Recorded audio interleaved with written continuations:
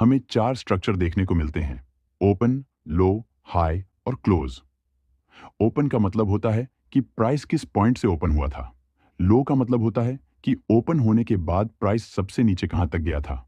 High का मतलब होता है कि उस दिन प्राइस सबसे ऊपर कहां तक गया था। और क्लोज का मतलब होता है कि दिन के आखिरी में प्राइस कहां पर क्लोज हुआ था। एक बुलिश कैंडल को अगर हम लाइन के फॉर्म में देखें तो बस एक सिंपल जर्नी होती है। जब प्राइस ओपन होता है तो वो एक पॉइंट से स्टार्ट होता है, फिर प्राइस थोड़ा नीचे जाकर अपना लो बनाता है। उसके बाद बायर्स एक्टिव होते हैं और प्राइस को ऊपर ले जाकर कर हाई बनाते हैं।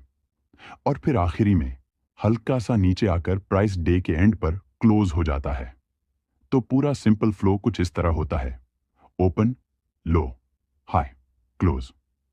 एक सिंपल लाइन मूवमेंट के थ्रू हम एक बुलिश कैंडल का पूरा साइकोलॉजी आसानी से समझ सकते हैं। इसी तरह से जब चार्ट पर बेरिश कैंडल बनना शुरू होती है तो प्राइस एक स्पेसिफिक पॉइंट से ओपन होता है और यहां बायर्स बाइंग करके प्राइस को ऊपर ले जाने की कोशिश करते हैं, जिसकी वजह से प्राइस थोड़ा सा ऊपर जाता है।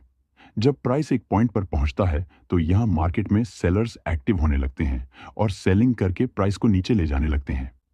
जब प्राइस यहां से नीचे की तरफ गिरता है और किसी स्पेसिफिक पॉइंट पर पहुंचता है तो इस पॉइंट से बायर्स फिर से प्राइस को अपने कंट्रोल में लेने की कोशिश करते हैं। यानी बायर्स यहां से फिर से बाइंग करके प्राइस को ऊपर ले जाने का ट्राई करते हैं, जिसकी वजह से प्राइस थोड़ा ऊपर आता है।